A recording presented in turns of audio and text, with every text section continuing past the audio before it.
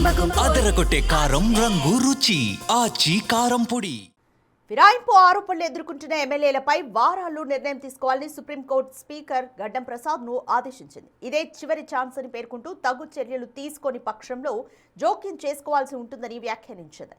తమ పార్టీ గుర్తుపై గెలిచి కాంగ్రెస్ గూటిలోకి చేరిన ఎమ్మెల్యేలపై చర్యలు తీసుకోవాలంటూ బీఆర్ఎస్ నాయకులు సుప్రీంకోర్టులో పిటిషన్లను దాఖలు చేశారు.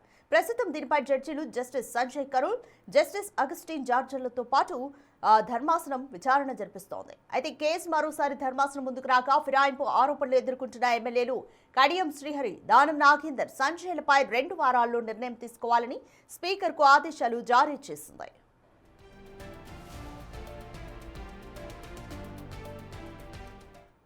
స్పీకర్ తరపున న్యాయవాది అభిషేక్ మను సింఘ్వి తన వాదనలు వినిపిస్తూ బీఆర్ఎస్ నుంచి ఫిరాయించినట్లుగా ఆరోపణలు ఎదుర్కొంటున్న 10 మంది ఎమ్మెల్యేలలో ఇప్పటికే 7గురి అనర్హతపై స్పీకర్ నిర్ణయం తీసుకున్నట్లు తెలిపారు. ఆయనకు కంటి ఆపరేషన్ జరగడంతో ఆసుపత్రిలో ఉన్నారన్నారు.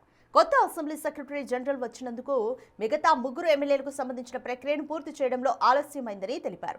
ఇప్పటి వరకు స్పీకర్ తీసుకున్న నిర్ణయాలకు సంబంధించిన వివరాలను నివేదిక రూపంలో కోర్టుకు అందజేశారు. మిగతా 3కి సంబంధించిన ప్రక్రియను పూర్తి చేయడానికి 4 వారాల సమయం ఇవ్వాలని కోరారు. అయితే విచారణను 2 వారాలకు వాయిదా వేసిన ధర్మాసనం కేసులోని పురోగతిని పరిశీలించి అవసరమైతే మరో 2 వారాల గడువును పెంచుతామని పేర్కొంది.